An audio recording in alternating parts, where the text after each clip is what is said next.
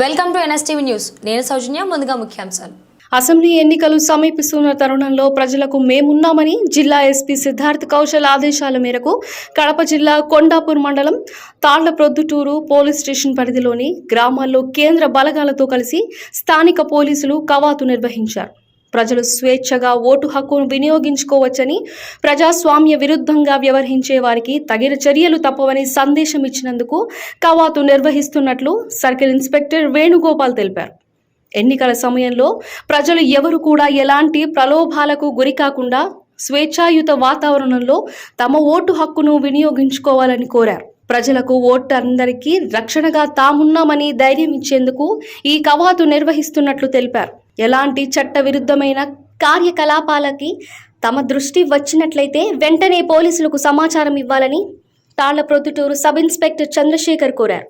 ఈ కార్యక్రమంలో స్థానిక పోలీసులు పాల్గొన్నారు.